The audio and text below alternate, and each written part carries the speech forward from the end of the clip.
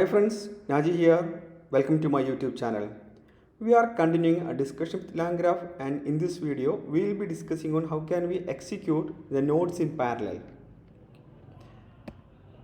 So this is our plan of action. So we will be trying to implement these three workflows. In the first workflow, we will have a starting with a node A, then from node A, B and C nodes will be executed in parallel, and finally this will do the D. So from A we can say it is fan out, and from B and C it will come to the fan into the D, and it will keep a state. We discussed about the state, and LangChain will maintain that, but from each node we will be updating the state.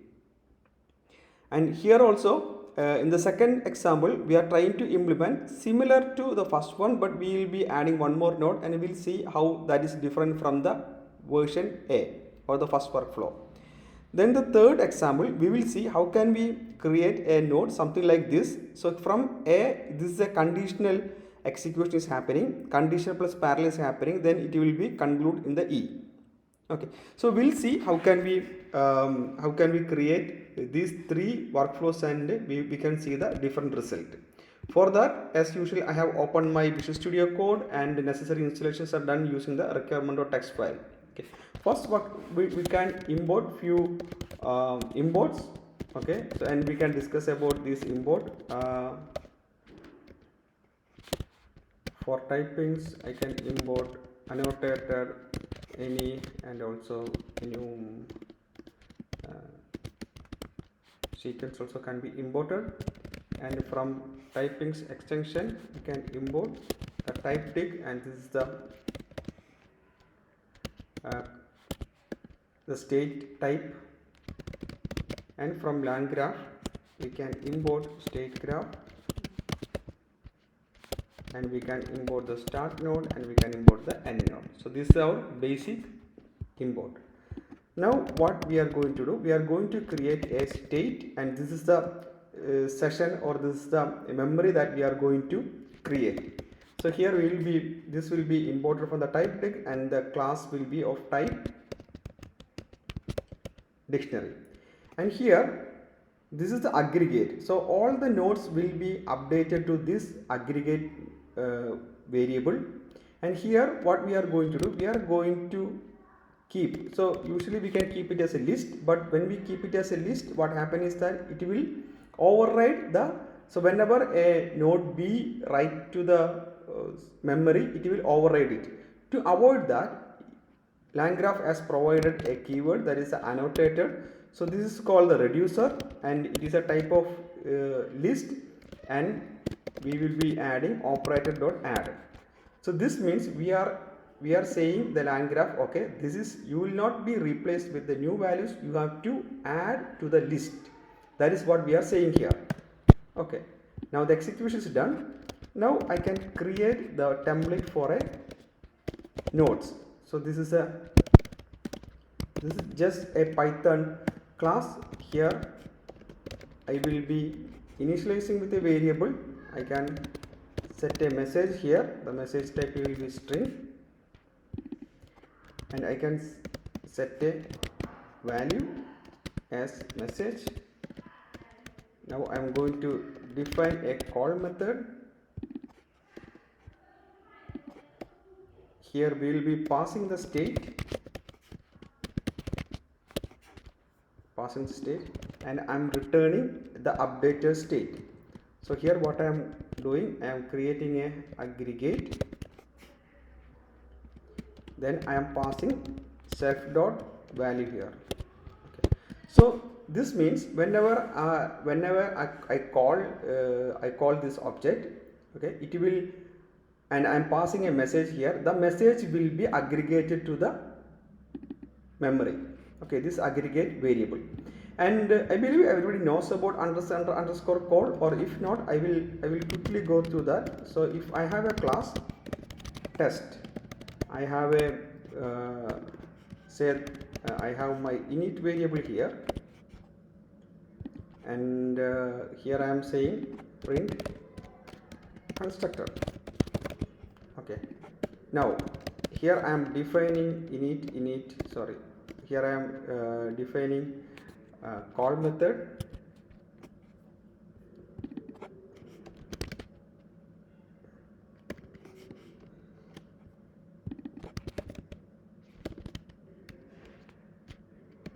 self, and I am passing name here as a string. Now I am printing the name. You can say that name. Okay, this is name. Okay. Now what happening is that whenever create a test, the object of test, this will trigger the constructor, right? But if I call test dot, I am passing Naji. Okay, then this will trigger the call method. So that is the use of call method. So I believe you guys got an idea about the call method. And here whenever use a object, and when you pass the parameter, this call will be triggered. Okay, now we have to create some node. Okay, for that first let me create a builder. This builder will build the node and the graph, right? So here I can mention state graph. We can pass state as a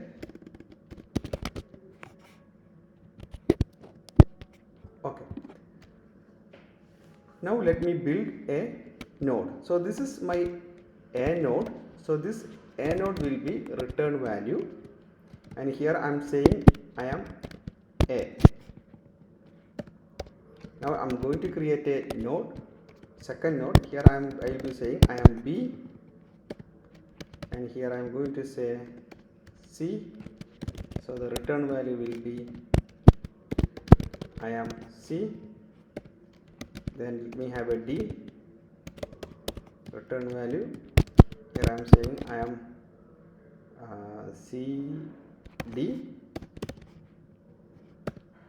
Okay. Now okay, for the first example we need only this much. Okay, so we will go a little fast because we have to complete 3 workflows. Okay, so once that is done, now we are going to build our graph, build our node. So for that I can add the node to the LangGraph, that is build.add node. So let me add, and a will be added to a. Alright, now let me copy and paste here B, C and D, and this will be B, and this will be C, and this will be D. Here also B, and I can have a C here, and this is my D. Okay, so the node creation is done. Now what we need, okay, now we have to create a node something like this. So we need to start from start, then we have to go from A, B, C and D, and B and C should be in parallel. For that what we can do, I can define the node.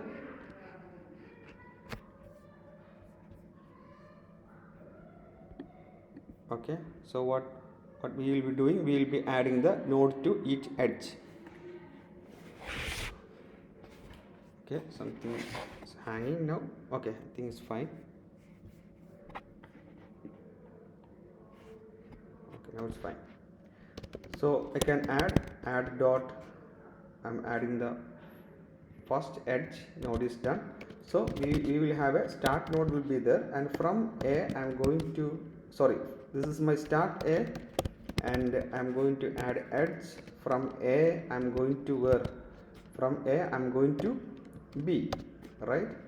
Then add edge from, again from A I am going to C, then again, sorry, not conditional, add edge. Here from B we should go to D, and builder dot add edge. From C also we have to go to D. Now builder dot add edge. From D it will be an end. Okay, now we have our graph is ready. Now let me build the graph. We can builder dot compile. We will able to compile it, and let me print it. Okay, for that I can use ipython dot display. Here I can have a image, and we can have a display method. and let me display it. Display. Here I can say graph dot get graph dot raw media png. Okay, it's not working. Let me check. Okay, this should be a function. Okay, it's executed now. See, now it's working. So we have a from A we are going to B, and we are going to C, and we will have a D. Okay. And one thing we can do, let me add one more thing. Okay, let me print one item here. Here I am saying that I am going to save. I am going to save self dot value to state dot aggregate. Okay, so here we are just printing. So in this way we will able to see the current state and the existing state. Now let me run it again.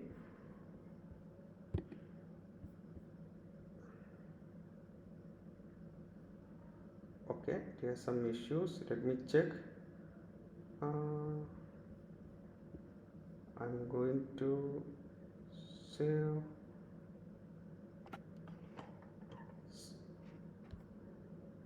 Maybe it's because we are showing. Let me make it single quotes. Okay, it's working now. So I'm adding here. We are executing it again and again and again and again. We are running. Okay, so now this is done. Now what we are going to do, we will be going to invoke this. So I can do a graph dot invoke, and here I can pass my aggregate function. Here my aggregate variable. So first let me set it as a empty. Let me execute this. Here we can see cannot concatenate string with a string. Okay, so here we have a problem.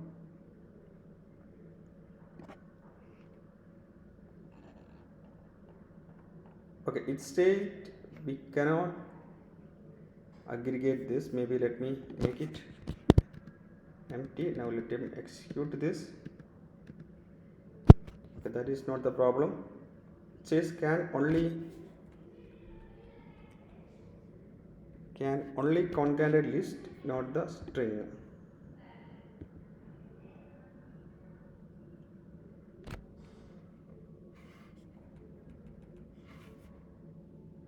Okay, so I am checking on that why it says. So we have a return values here, and here we have a return and self dot value. Should be working.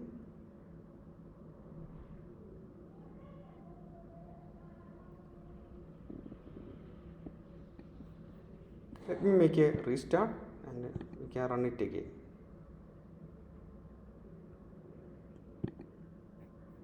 Executing it again.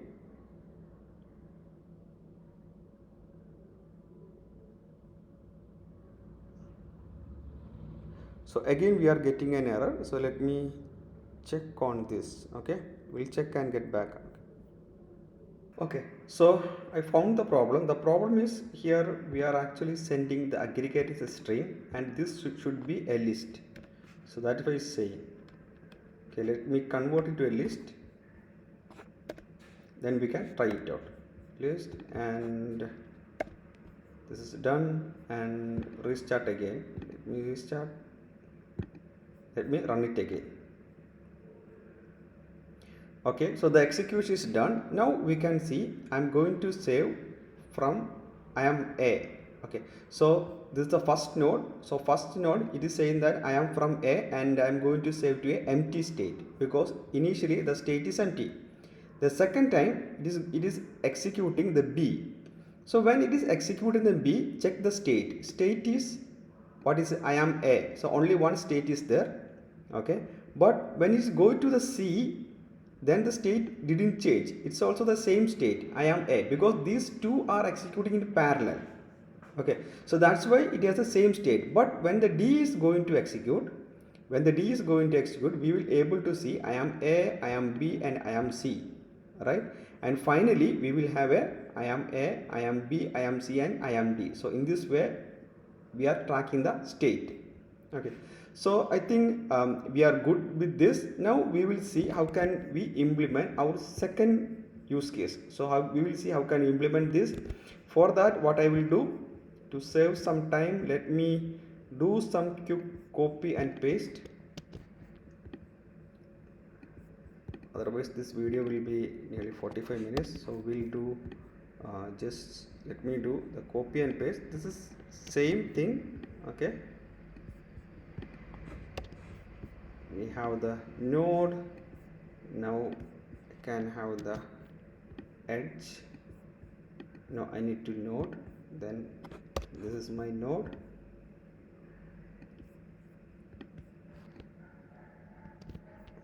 Let me add the node. Okay, so we have our node. Now what we are going to do, we are going to add a new node, that is B2. So from B2 return value, here I can say that I am B2. This is my new node, and I can add the node here, builder dot add node. I can say B2 and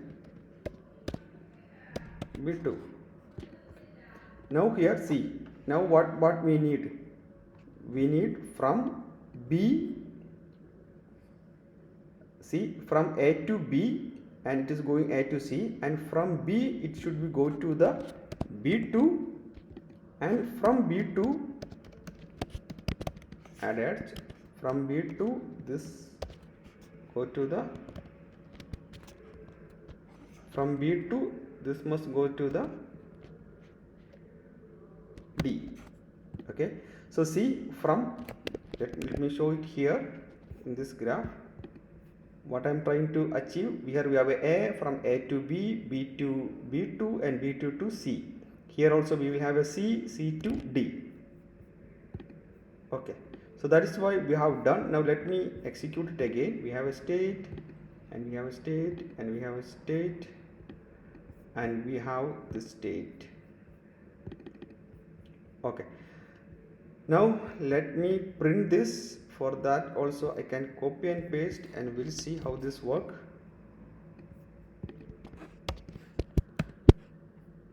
See, we have A from, no, this is the same one, right? B is not here. Okay, so we need to compile this, sorry. So we have our builder is ready. Now I need to have a graph. For graph I need to have a I need to compile the graph.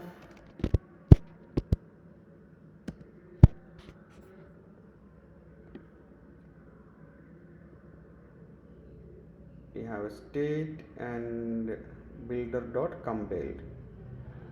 This will be builder dot compile. We are getting some error, found edge ending unknown. Okay, we can check.